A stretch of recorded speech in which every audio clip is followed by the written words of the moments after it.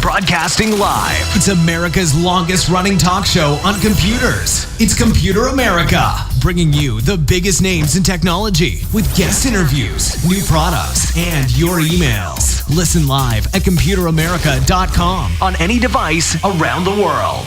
Email the show at live@computeramerica.com or find us on social media. Be sure to check out our website for contests, giveaways, show notes, live video stream, podcasts, and more. You're listening to Computer America.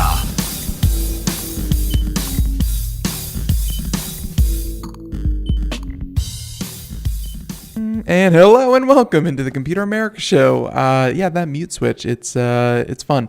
So yeah, everyone, welcome into the Computer America show. I am your host, Ben Crossman, and I hope everyone out there is having a great day because we have a great show planned for you where both segments of today's show will be with Mike Cermak. He is owner-operator of techguy.org and overall just a really fun guy to talk about the news with. And of course, hey, he's very knowledgeable. So with that being said, a couple of things before we get started, including computeramerica.com. That's where you'll find everything from a link to our guest website to any articles that we cover today, any reviews, anything like that. We will, of course, we will, of course, list them in the show notes. Also, while you're there, check out the live video stream, which you can also find over at twitch.tv/computeramerica. And then the last thing is, of course, our social media contest, which is brought to you by Logitech. All that and more at computeramerica.com. And yeah, I think that's just about it. So obviously, everyone, I hope you're having a great day. Something I should start mentioning. It's already Thursday, so better late than never. This coming Monday, Veterans Day, of course, Computer America traditionally does, of course, observe it, and we'll be doing so again. So no live program on the upcoming Monday, and therefore we will have a best of Computer America. Odds are we're probably going to run our recent interview with Intel. That was a lot of fun, and we're going to go ahead and do that. So everyone, just a heads up, and in the meantime, again, for today's show, Mike Cermak, owner and operator, techguy.org. And Mike, let's go ahead and bring you on. How you doing? Hey, I'm doing all right, Ben. How about yourself? Not too bad, not too bad. Man, it's been a busy week. Like, I don't know if I can even mention it, but it's been a busy week, been a good week, very, very good week. And I'm happy that you could join us for today. Hopefully you're doing well. I am doing great. I just got back from a job and just rushed in the door to jump on the radio with you. I apologize for that, but yeah, everything went great. Had a very successful day, and I'm happy to be with you now. Yeah, and of course, today, as I think our time together has evolved over the past couple of months, because you've been on the show for years and years and years, but over the past couple of months and so on and so forth, we take the time to kind of cover the news because, especially this week, we have not, our interviews have run long, which we absolutely love, but it means that we don't have a lot of time for the news. So a lot of what you have kind of lined up for us today will be the first time we've mentioned it here on the show. So obviously, let's go ahead and let's go ahead and get started. So obviously, a ton of them. You are our guest. Which one of these immediately kind of jumped out at you? Boy, well, the one that most jumped out at me, to be honest, is the one about the Windows 10 activation bug. Whoops, I hate these automatic ads. Sorry, I know you didn't hear it, but I did. So I actually had one of the technicians who work for me who sent me a message saying, "Hey, have you heard about this Windows activation issue? It's going crazy." And we've had a couple of customers today call in about it, and he actually had one of our computers or one of his personal computers who came up with it. And what the issue is that you have a Windows 10 Pro computer that's been up and running for years, no problem. And then all of a sudden it pops up and it says that this edition of Windows hasn't been activated, and that you're going to it's potentially an illegal copy of Windows, and that they're going to start taking away features, and it's a scary thing, and people are in a panic over it. And it turns out it's just a bug with the Windows 10 activation server that is giving false reports to actual legit licensed computers, telling them that the Windows isn't activated. So obviously the first thing is that this is out of the blue. This is not like a new install and it suddenly pops up like that, which begs the question. I probably don't know the inner machinations of Microsoft as well as a lot of people, but obviously they authenticate every time you connect to a Windows server, and because Windows 10 more so than any other operating system checks back and continuously validates itself for Windows. I'm just wondering, it's like, are they doing things behind the scenes to obviously mess with people's authentication? Either like, are they forcing the validation every so often to make sure that even because like to me, you think that as soon as a computer, whatever way they identify them, has that kind of green check mark that, hey, this is a valid license, why would they mess with that in the future? I'm trying to figure out a reason why this would happen. Sure. Well, I could see why they would want to have the ability to go back and recheck it. For one thing, if you had some way of hacking into the computer and changing that bit of information, it wouldn't be stored, directly in the registry, but wherever it's stored, that yes, this is an activated, computer. Certainly, people who want to, maliciously, copy versions of Windows and not have to buy licenses will find ways around that, and they have in the past. I mean, buying an illegal copy of Windows is a simple thing to do. And Microsoft obviously has every intent to stop people from doing that. And if they discover that some license of Windows has been, created in such a way that you could make copies of it without it having to be activated, just it appears to be activated, then if they can find a way to prevent that, they will find a way to prevent it. So having it check in periodically seems sensible to me. A lot of high-end software does that.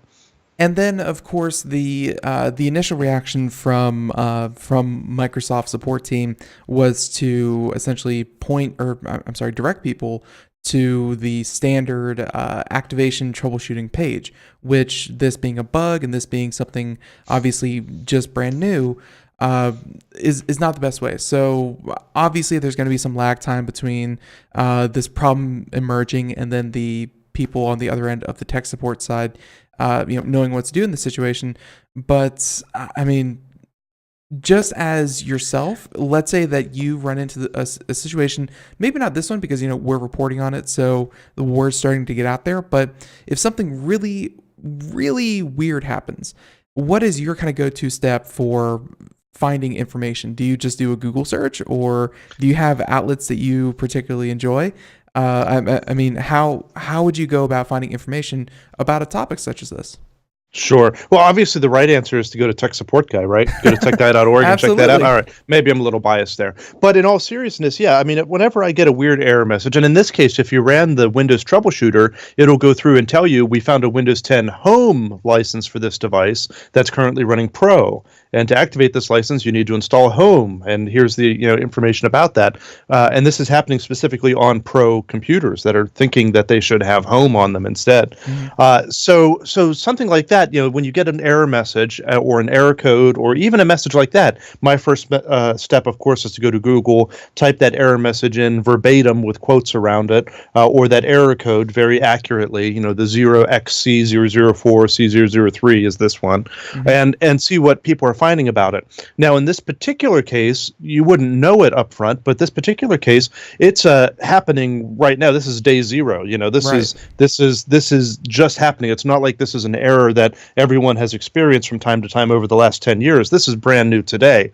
And you wouldn't know that, but going to a Google search, you might not find that out immediately. Google updates their their search results very quickly. So within a couple hours, it would be on there, but not instantly. Mm-hmm. So, if you suspect it's something that's happening right now, if there's I always do this for websites that are down. You're trying to go to a particular website. I'm like, why can't I go to such and such? And I start looking at Twitter or other websites like, is it down for you or just me or whatever that site is, and places like that, because people will be talking about this. And in this case, Reddit had a huge thread about this particular issue when it first started coming out. Mm-hmm. Yeah, and obviously forums that are very active, such as your website, such as Reddit, they're going to obviously have a lot of users that will probably not have any kind of useful information other than the fact that, yes, I'm experiencing it too. Exactly, yeah, me too. But if you see another 1,000 people with me too, in this case, then you feel a little bit better. You're like, all right, maybe I don't have to spend too much of my time figuring this out. Right.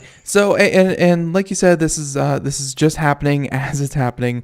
I don't see this really being that hard of an issue. Like, I don't know if someone punched in a 0 instead of a 1, but hopefully this gets resolved here in the near future. I would hope.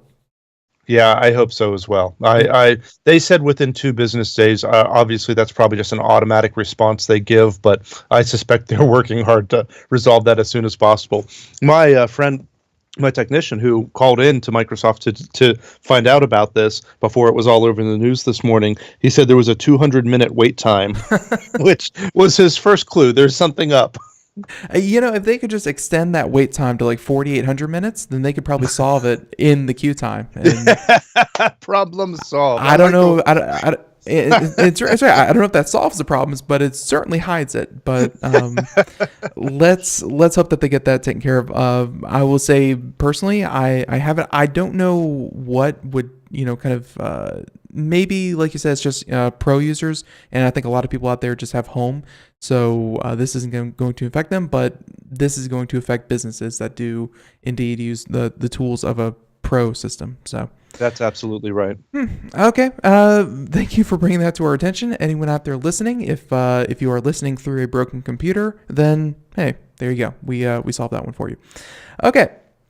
But like we said, tons and tons of different articles that you've submitted, and I actually want to get into Tesla. I know that we never talk about Tesla, but I've never heard of this company. What is Tesla? They're this upstart that keeps making mistakes, but you have a couple. That's what startups are supposed to do. Absolutely, but in this one, we can start with Elon Musk being replaced as board, because that was kind of what they intended to do, and then they did the intended. So that's great, and we can talk about that, and then we're going to talk about this weird Bitcoin thing.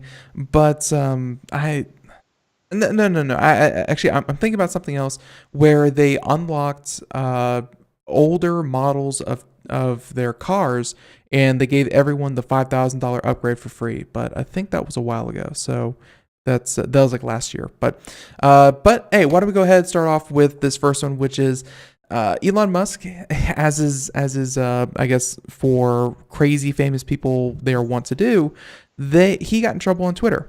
To give everyone a quick rundown, or if you would rather give everyone a quick rundown about why he has to step down, or why he had to step down as the CEO of the board.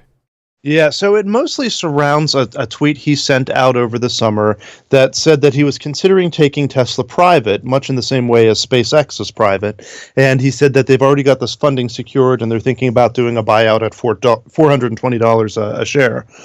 Which sounds great, and of course, the stock was, much less than that at the time.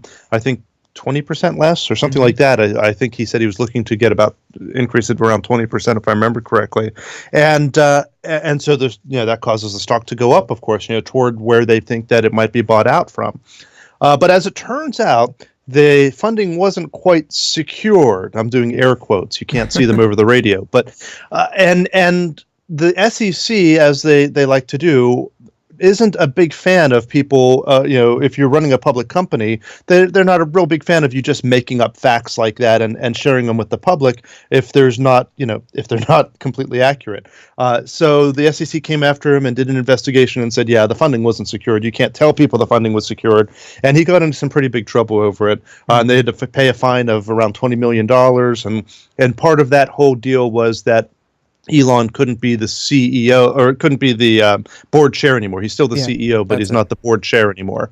And then also part of that deal is that he has to have someone within Tesla review any tweets he's sending about Tesla, which doesn't seem unreasonable either. And I could think of some other high, followed Twitter users who maybe should have a filter like that as well. And that would have saved, I think, Elon Musk so many headaches. Is if he had that filter in place, maybe before you start shooting your mouth off and calling people Right. pedophiles. I mean, just show someone like, Yeah. "Hey guys, I think I'm going to send out this message." But no, don't send that. And of course, part of the whole deal that some people found offensive about it was that the price that he had pointed at was $420 per share. 420. Yeah. And I know you're not aware of this, Ben, but of course 420 has other meanings to some people as well, or so I've been told.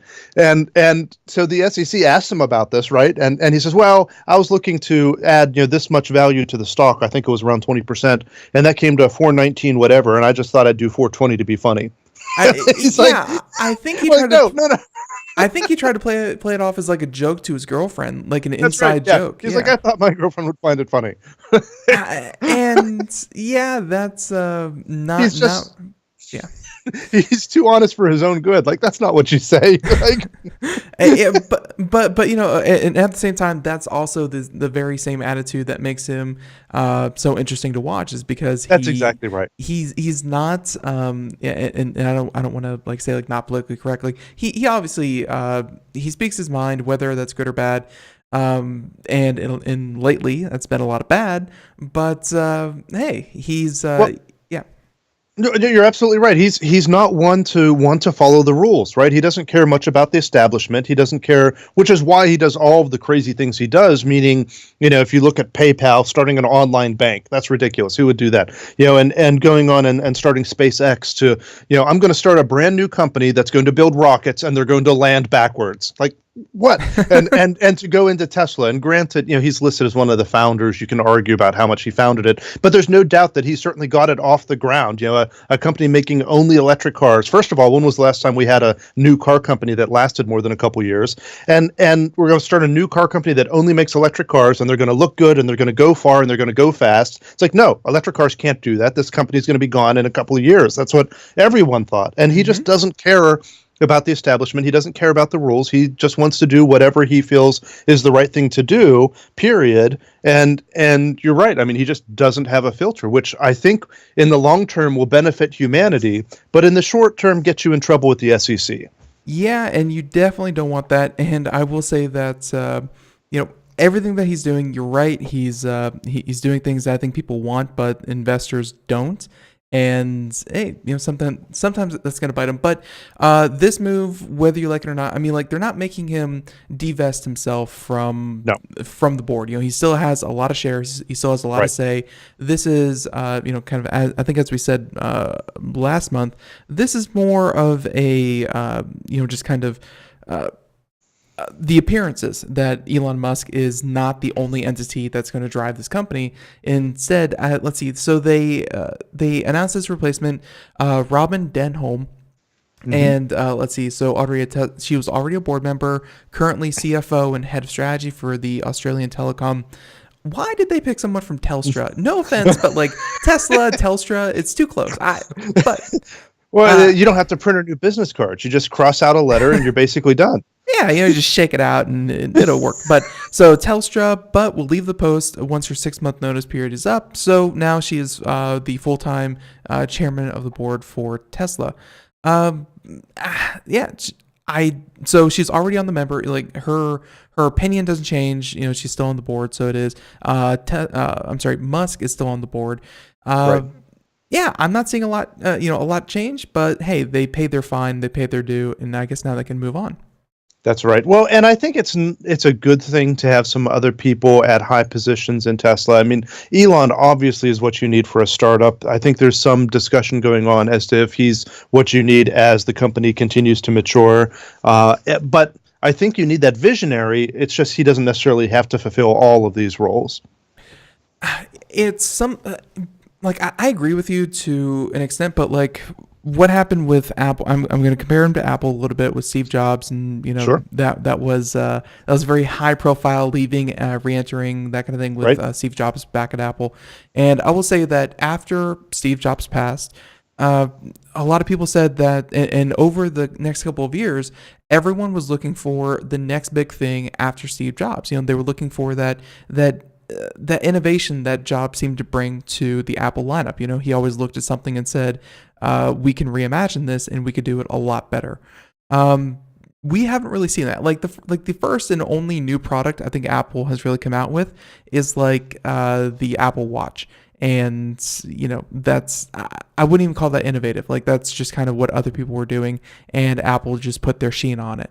Mm-hmm. But you can't deny that Apple as a company, they stopped acting like a startup. They stopped acting like, a company that's going to change the world, and they started acting like a company. And love it or hate it, Apple has made a lot of money. They've gained a lot of ground, and as much as the fanboys who miss the crazy, the crazy reveals and the one more thing, by being predictable, by being incremental, Apple has grown and grown and grown and grown their influence. Which, if you like Apple and you like what Apple was, then hey, they're definitely going to stick around. Maybe Tesla is heading for the same direction. Maybe they stop needing the flamethrowers and the boring machines, associated with this particular company, and they need someone who's going to give incremental, predictable, business-friendly environment. Right. Maybe. I think you're right. I think that's we need both. I think you need someone with a calm head who's ready to work with the establishment, and then you need the crazy guy with the ideas that no one thinks is possible, but he does anyway. Who will launch his car into space and film That's it exactly it. and be like, hey, check that out. Humanity needs that. I agree completely. It's just unfortunately so much of humanity is controlled by, hey, where are you going to get your money? Where are you going to get your money from? And yeah, they're the ones who really make a lot of decisions. But so there's that one, and then of course the one that branches off from that story includes. And we just did a segment about Bitcoin and defending Bitcoin and things like that.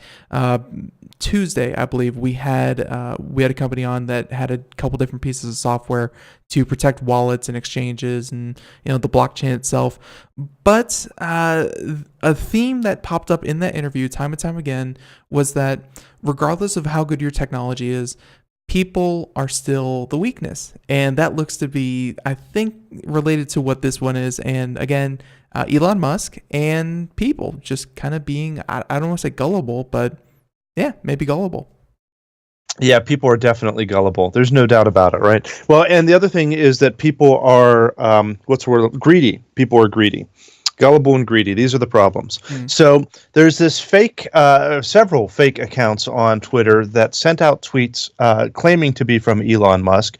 And in many cases, they were hacked Twitter accounts. And in some cases, they were hacked verified Twitter accounts. They have a little check box next to them to let you know that it's a legit account. Someone hacks it, change the name of it to Elon Musk, sends it out, and it looks pretty legit if you don't look carefully and notice the account that it's actually coming from. But it has his picture, it says Elon Musk, it has a checkbox next to it, and it says, I'm giving 10,000 Bitcoins away to the community. That's I left the so post seedy, even with the check mark. He's such a nice guy, and he doesn't play by the rules. I just heard that about him. He could give away 10,000 Bitcoin. It doesn't matter if I'm the one who said it. I just heard that about him. I left the post as director of Tesla. Thank you all for your support. I decided to make the biggest crypto giveaway in the world for all my readers who use Bitcoin. To participate in the giveaway, go to this web address. And of course, you go there, and all you have to do to get free Bitcoin is to send him a little bit of Bitcoin, between 0.1 and 3 Bitcoins, and you get between 1 and 30 times back, depending on how much you send him. That's all you have to do, Ben. That's all you have to do. Well, and if you tell me that I can sign on to a pyramid scheme as well, I will be so, everything about this is so should set off a lot of alarm. Like even the link itself, musk.plus. Like That looks legit to people. It's a short real URL. It's not like it's hacker.ben. yeah, Geo all the characters geocities.com/124. So and I guess one thing that I'm kind of picking up here is that, and I think Twitter needs to really crack down on this if this is what I think it is. But in the tweet, obviously the Twitter handle is there. It's not Elon Musk by any means, but the little cloud, like little, it looks like a little cloud to me, like the little bubble with the check mark. Is that like a picture that someone uploaded to, I guess, kind of the name to verify, or did they? I don't think so. No, I think this was a verified account. So the particular article you and I are looking at there, if I'm not in front of it right now, but it was it Pantheon Books that was hacked? Yep. Pantheon Books. And so that account was verified and had the check mark. All they did is go in there. It's still at Pantheon Books. It's just that they changed the display name to be Elon Musk instead of whatever they had as their, instead of Pantheon Books, presumably, that they had as their name. But it's still at them. It's still that account is verified. You understand what I mean? It's very clever what they did. So and I guess that's the other part that's getting to me, because these tweets would otherwise, kind of die in little vacuums because it's hard to get the word out. Obviously, you're offering to give away. By the way, I just looked it up as of right now, about $64 million in Bitcoin for no reason. But you're right. So Pantheon Books was the one who so they got hacked. And there were several. I hate to point them out directly because there were actually several people who got hacked and had this sent out. But theirs in particular was bad because it was a verified account and it made it look all the more legitimate. So, and I guess that's the point that I was about to make, was that they didn't have a random account that they had to suddenly build up from nowhere. They hacked accounts with big audiences to start with, and then they did this. Right. So, and of course, the way social media works is that one person sees this, thinks it might be legit, and retweets it. Right. And it goes viral. Right. People, see it and they're like, well, Ben retweeted it. He knows what's going on in technology. It must be legit. I don't have to verify this. I'll just send him my 0.1. But I mean, what's 0.1 Bitcoin to me? I can send that over to him and I'm going to get 30 back or whatever the deal is. Yeah, and of course, check this out. So further down the article, they said to help perpetuate the scam, the attackers hacked into the official government Twitter accounts of the Transportation of Colombia and the National Disaster Management Authority of India. So, like, accounts that should only ever be used for official crisis management services, they started tweeting back saying, hey, I sent 0.3 and I got 6 back. Yay. It's like, really, you're going to trust the National Disaster Management Authority of India for sending Bitcoin? It's like, doesn't that department have better things to do with their time? It's so weird. This is a weird one for sure. It is a weird one. So, and it's so obviously suspicious that no one would fall for it, right? No, except for apparently $180,000 worth of people. As of right now, there have been 402 transactions to it, some of which are withdrawals. So around 400 transactions, into it, and so about 400 people, I suspect, have fallen for it. And yes, just as you said, about more than $180,000 has been sent to this account. And that's the fun thing about Bitcoin, is that the ledger is completely open. Anyone can look at it. That's part of its charm.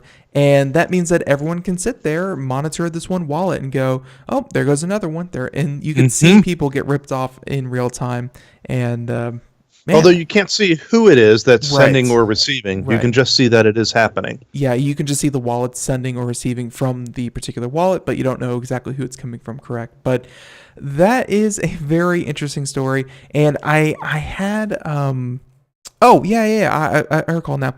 So this little anecdote of mine is probably going to take us to the break, but I'm going to say, I don't know if you saw or, Mike, there was an email that was sent out. It was caught by my spam filter, but it looked so legitimate that I thought at the time, wow, that's crazy. And I think I even have a picture of it in my phone, because I forgot how to use the print screen apparently.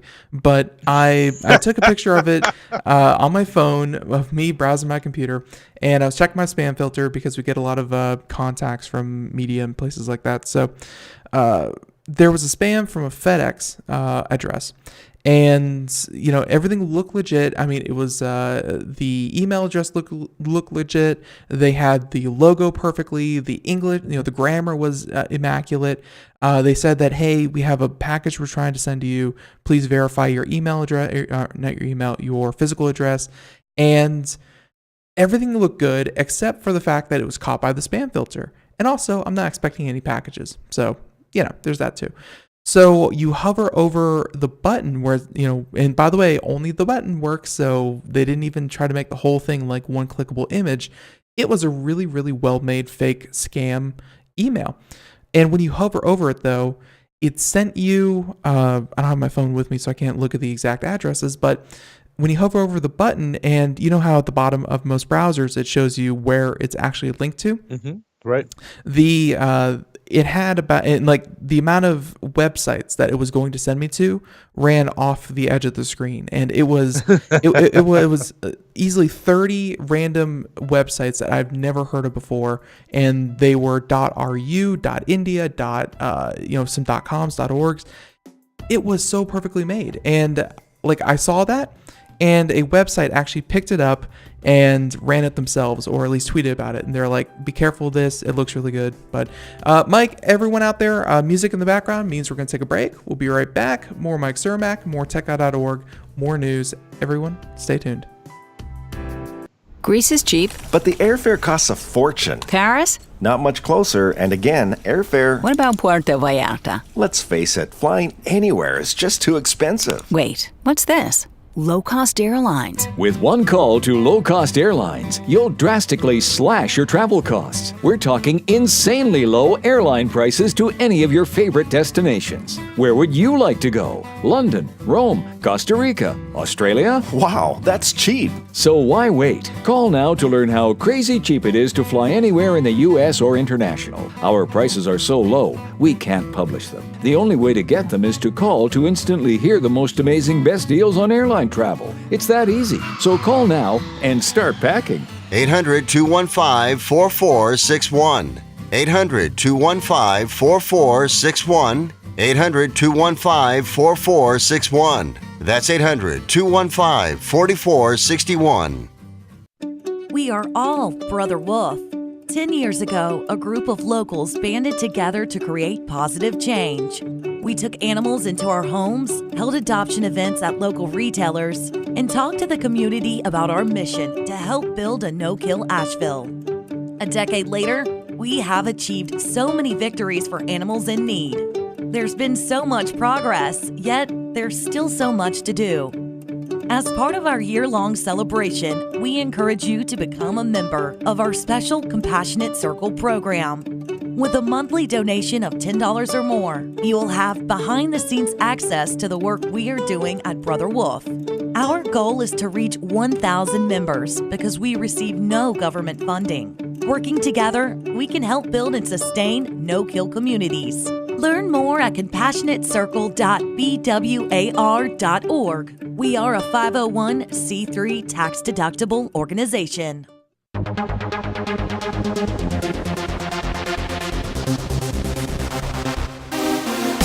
And welcome back to the Computer America Show. It is 32 minutes past the hour as we continue on here.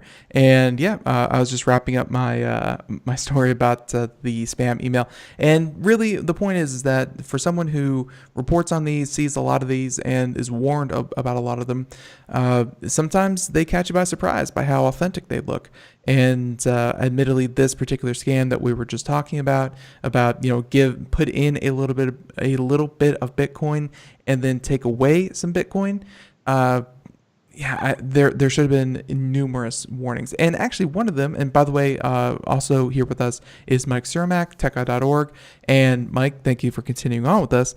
But of course, one of the, just if you needed another blinking warning sign on top of all the others, one of them is that you could have went into the Bitcoin wallet that they were providing you to, kind of put the money in.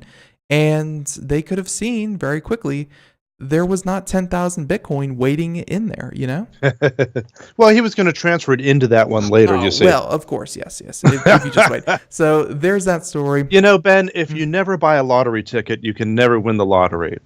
I don't buy lottery tickets. The lottery Neither was do up I. to like $1.6 billion, and even that, I'm just like, that's pants, that's car, that's going in and buying one of these things.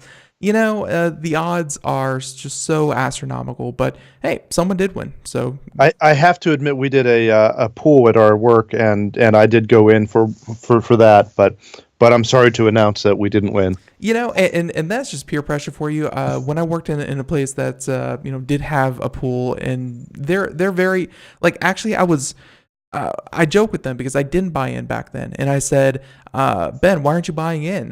Don't you want to be rich like the rest of us? And I said, it's like best case scenario. No. Worst case scenario, you guys don't win, and I save my money. And best case scenario, all of you win, and then you all quit, and I'm working here without you guys. So this is going to be good either way. And they didn't like that, but that's okay. Oh, That go was figure. my logic. Yeah, I know, but either way. So okay, there's that one. Let's talk about.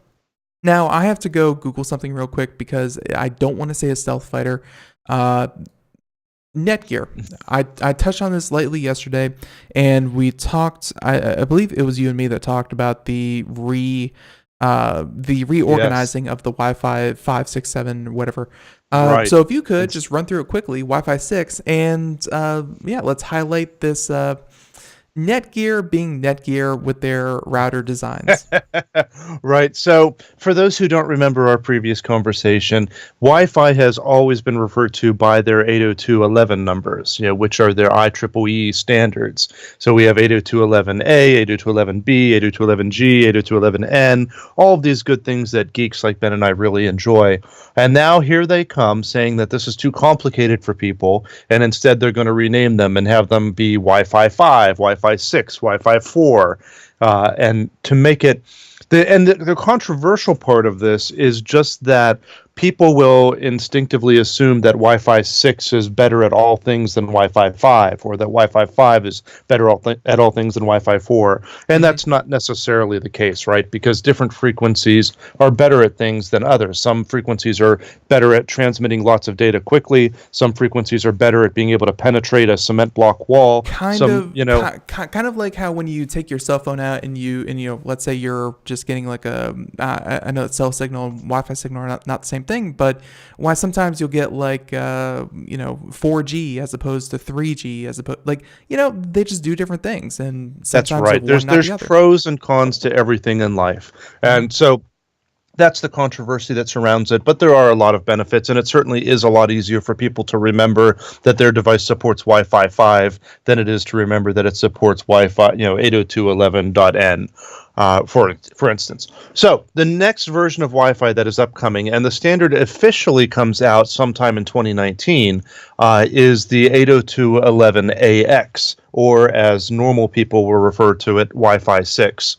And so Wi-Fi 6 routers, as they often come whenever new versions of 802.11 come out, are already hitting the market. And the way they do that is we know pretty well how 802.11ax or Wi-Fi 6 will work. And so these are kind of preliminary devices, and then as the standard gets finalized early next year, then there'll be a firmware update if necessary to update the device to follow all the standards. But it's pretty well sorted out already. And it can support up to 6 gigabits per second of wireless data, which is a lot. I can't imagine a need at this moment for 6 gigabits per second of wireless data for your average consumer. But that's what it's capable of, and it's a pretty remarkable thing. It uses all the normal frequencies, the 2.4, the 5 gigahertz that are bands that we're used to, but also can go outside of that between 1 and 7 gigahertz, depending on what's available and what's legal to use in your country. Right, and I guess the big push with AX is the fact that whereas when BGN or even to a lesser extent AC were developed, you had situations where you had a computer. Maybe if you were a family of 4, you had 4 computers. Maybe you had a couple gaming consoles, and really you had maybe 5, 6, 7, 8 devices all connect to the network. That was to the extent that your router had to manage traffic. The AX standard isn't for increasing speed or anything like that, but it's to obviously your dishwasher, your stove, your oven, your wristwatch. Everything is going to be connected on Wi-Fi. So that's where AX is supposedly going to shine, is that it can handle, like you just said, 6 gigs of wireless data. It's not that 3 devices are going to be using 6 gigs. It's that maybe 20 to 25, including your doorbell, including your security cameras. All of them are going to be vying for that 6 gigs, and this is going to handle it better than anything else. Niche, but not impossible to see where it's going. Right. And presumably the AX is also supposed to be able to handle better having other nearby access points, which, especially if you get into a dense populated area, if you turn on Wi-Fi and look, you may have a dozen or 2 dozen access points within reach, and they're all stepping on top of one another because there's only so many channels out there for them to be able to talk on. That's true. So the capability of being able to deal with that becomes ever important, more important as things go on.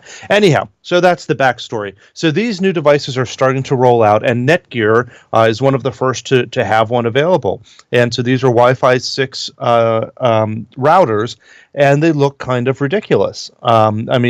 I suppose I had to look it up, and I will say I am not geeky enough to know exactly what this is, but looks like it was Kylo Ren's, who's of course part of Star Wars and the last trilogy, or at least the current trilogy coming out. And I guess Kylo Ren has a command ship, and it's for everyone out there who really cares, thanks to Wikipedia. It's called an Upsilon class command ship. So this looks literally, and the reason I take exception to this is because the article you found mentions it looks like a stealth fighter. And I've seen all the stealth fighters from, all the militaries all over the world. This thing would not fly. It's not a stealth fighter. This is straight out of Star Wars. Really, it's not I get like stealth bomber maybe, but no, it's sci-fi and ridiculous, admittedly. So that's my big thing. Upsilon class. I need to look this up Upsilon, now. UPS, Upsilon. UPS ILON class command ship. And please look at that and tell me it's not a spitting image. I'm not saying or copy infringement, but yes, the antennas aren't quite tall enough, but boy, other than that and the lack of the actual gun sticking out of the front. Hey, you don't know what Netgear is planning. You don't know what's going to come out with the next one. That's one of the firmware updates where the guns pop out of the front. Yes, you're right. It is very shockingly similar. So that's what I'm saying. But and by the way, they have 2 versions. We're gonna have to get in touch with Netgear because we definitely always enjoy reviewing these things. But man, this thing is definitely something different. Although I guess their Nighthawk brand of routers have always been a little funky looking.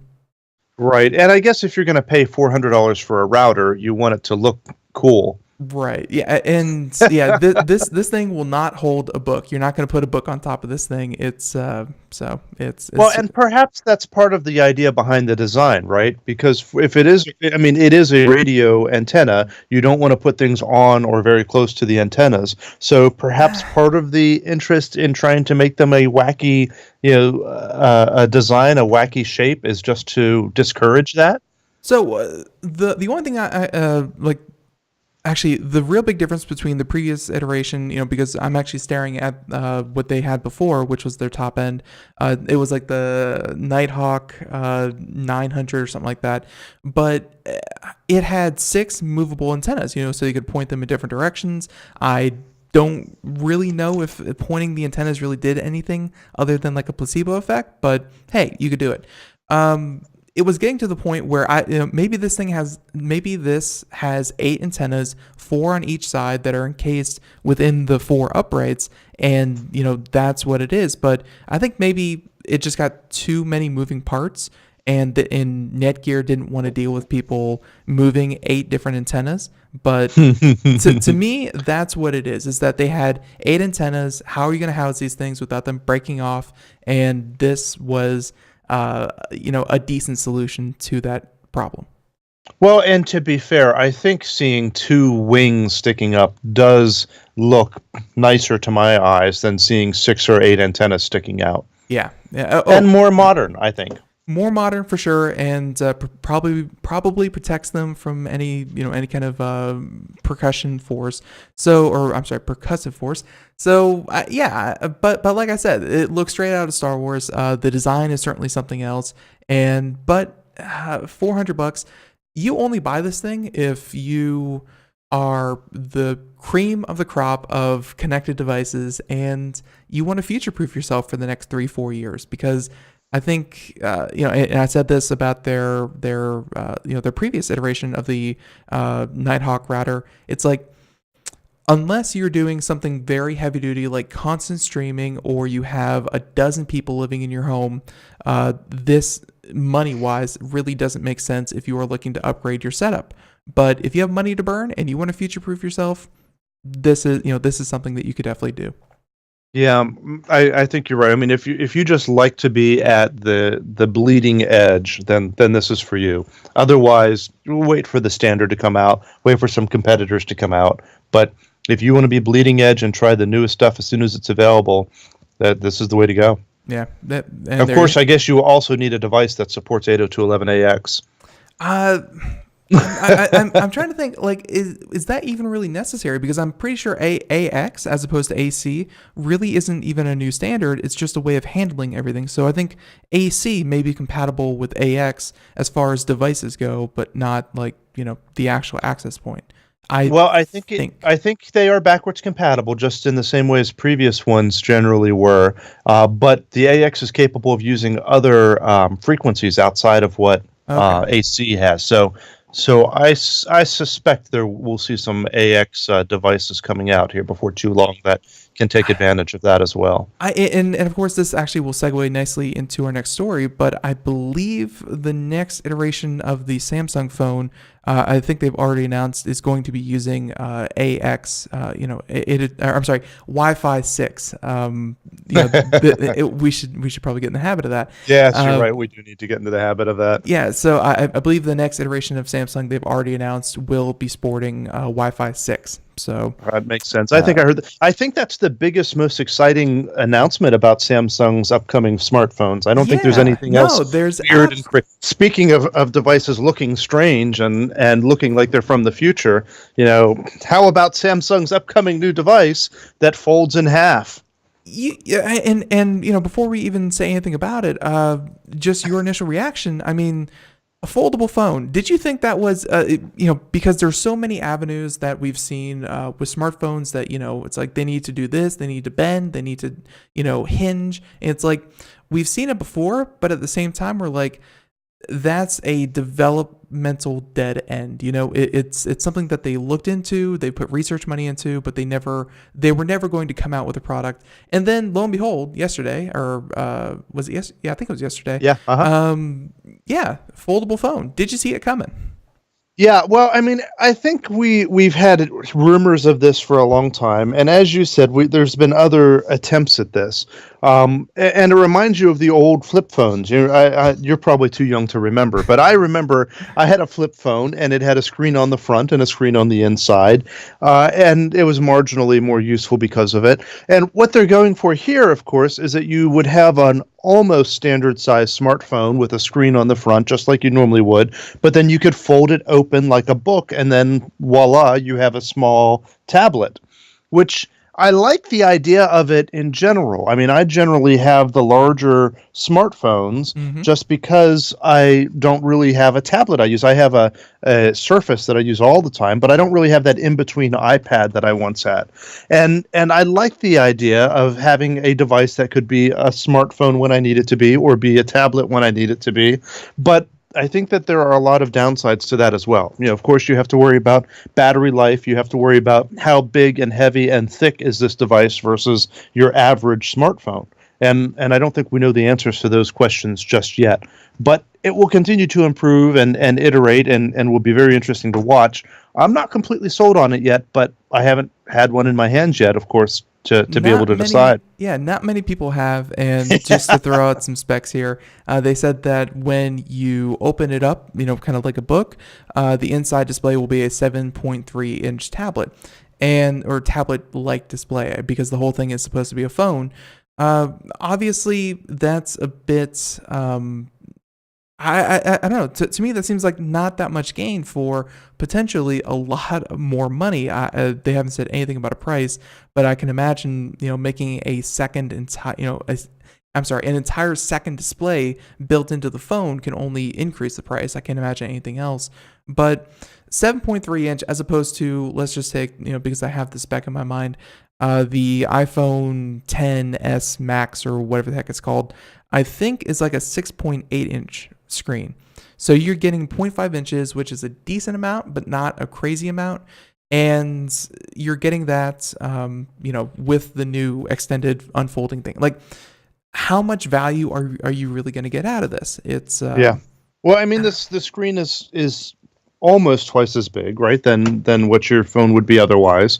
But I'm with you. And the worry I have is the thickness of it. It's got to be twice as thick. Right. It must be. And then, of course, you have to worry about battery life and so on. There's pros and cons to everything. I thought it was interesting, though, because the previous attempts at this that I've seen have largely been folding the other direction. Like there's the FlexPal that was announced here recently, or earlier this week or last week. And it was a folding phone display, but it folded the other way. So if you were looking at it as a tablet, you would fold it away from the edges, and then one half of the screen you had already been looking at becomes just the phone screen. Yeah, and actually the Verge had an article, kind of linked to it, and you can see it there where it's kind of like think of like a bifold wallet, except the screen wraps around the front and the back of the wallet, and then you can unfold it. And so instead of having two screens, like the Samsung device has a big screen on the inside and a small screen on the outside, in this case, it's just one big screen you're folding in half. Right. Which I really don't like that, because it looks like the phone, and obviously these are just renders and mock-ups, and I haven't seen it in person, but I am not too excited about that solution either, because that means that if you have it folded in half, you're burning twice the battery, even though you can only really use half of it.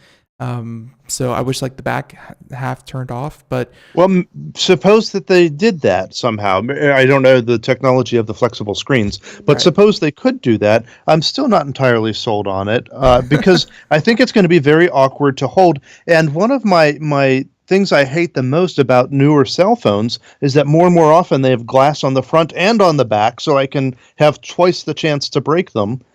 And I can't imagine having the screen wrapping around the whole thing. And the other thing that's awkward, if you look at that FlexPal, is you can just see how thick it is as that screen goes around kind of the bind of it. Mm-hmm. Yeah, no, it does warp a bit. You can see where the user has to, the little GIF here, she has to be careful about where she actually holds it, so she doesn't accidentally, mess with the touchscreen or press any apps that she didn't mean to. A lot of problems, and this is, these are problems that I think you don't know until you start to bring it out and you start to deliver it onto market, and millions of people all collectively decide independently that, hey, this thing's full of problems, we have to fix this. And I don't know, I like innovation. That's cool, that's great, but I don't know if this is the innovation that's going to be the next big thing.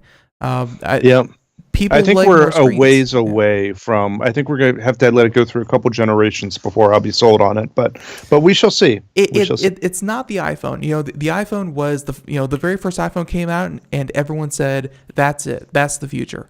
We're looking at this thing and we're going, maybe, kinda. It's but actually one related story to this that we can cover real quick is the fact that, and I do like this, the operating system, which you would think would have to be completely reinvented, but no, Google announced, and obviously Samsung has a lot of leeway with them. The Android operating system is going to natively support folding screens, which might be one less barrier to entry when it comes to different companies designing their own folding screens.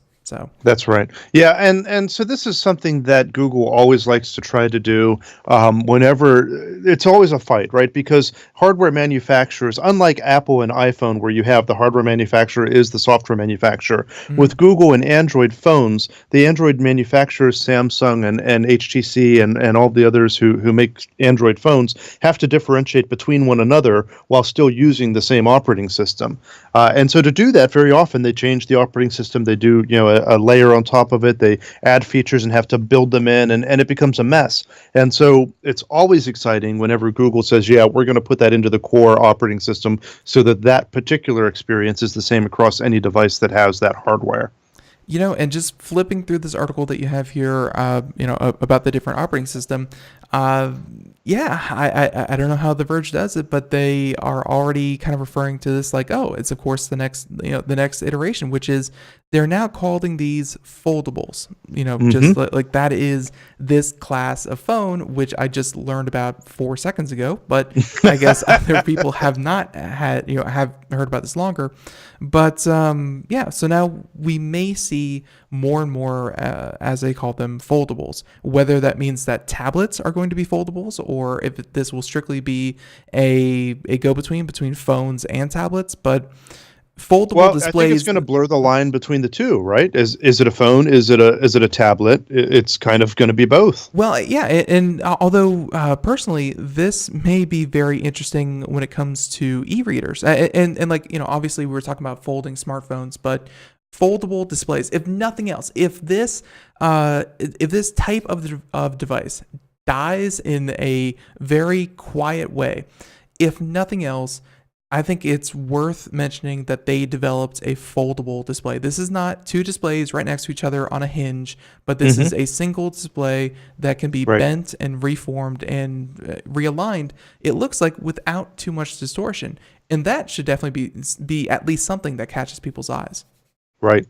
Yep. The question will be, how many times can you do that before it starts to wear down or starts to show? I've been sitting here watching this GIF for like 100 times, and so far nothing. So at least 100. I'll keep you updated. For science, you need to keep doing that and let us know. Yeah, absolutely. Just keep watching it all night long. Yeah, when I'm on next month, I need a report as to. I'm hoping that it's and obviously through some of the images that I'm seeing here, there is some kind of technology that it's only going to fold along wherever that kind of quote unquote hinges. The display does extend beyond it, and there is a bit of distortion, but there's very clearly a bend point. It's not like you can. It's not like you can crumple this phone up like a piece of paper and then unfold it. It's going to be a very clear mark. Well, and obviously, even if the screen is flexible enough to be folded in multiple places, the battery and CPU and motherboard and everything else that's behind it is foldable in some respects, but you don't really want to do that. Right. So it doesn't unfold nicely. So I think by them calling this, at least these reporters, by them calling it foldable, it does bring to mind that this will not stick only with phones. Like obviously you can see the value proposition of a phone where everyone's looking for more screen real estate, and this gives you a lot more. But maybe we are going to see foldables in tablets and e-readers and maybe televisions. I don't know if maybe if you can fold the TV to fit your room better or something like that, but we're going to see foldable displays in more places. So that's something you need to keep an eye on. Yep, that's right. It'll be interesting to see as things develop. Absolutely. So let's see. I think the only story that we are only going to be able to touch on quickly is this one. China's state-run press agency has created an AI anchor to read the news. And yeah, China and technology. We covered a story the other day that was very dystopian. So let's go ahead and go with that theme. China and their AI. What do you think about this? Yeah, it's pretty creepy. If you watch the video, we're gonna throw that up. Yeah, the video is pretty believable. The audio, not so much. I think they have some ways to go on the audio, but it's not bad, and I'm sure is a lot cheaper than hiring talent to be in front of a camera 24/7. I would definitely agree. And so you're telling me that anyone out there watching the video portion, there's there's a gentleman dressed in a suit like you would any other anchor, and this guy is entirely generated by CGI. That's right. So it is based on a real anchor in China whose name I won't attempt to pronounce.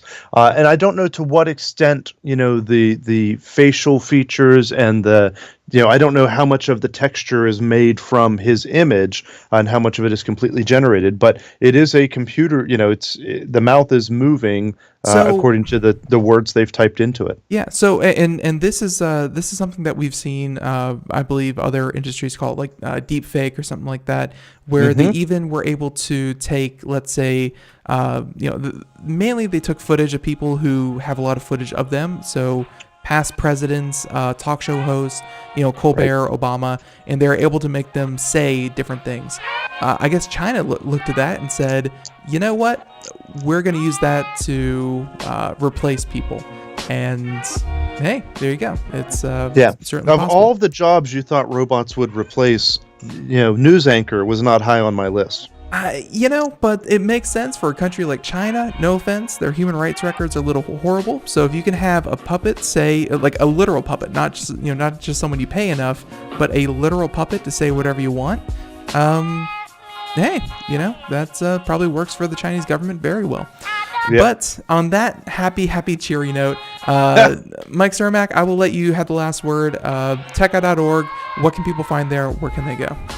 Yes, go to techeye.org. We've got volunteers there who are happy to help you with your computer problems. While you're there, you'll likely find a problem you can help someone else with. It's all free, paid for by advertisers and donations, and just a community of people trying to help each other with computers. Perfect. And of course, that has been Computer America's go-to for years on years and years, and continues to be so. And everyone, I want to say thank you, Mike, for coming on. Thank you, everyone out there, for listening. And catch us here, same time, same place, 4 p.m., 5 p.m. Eastern, Monday through Friday.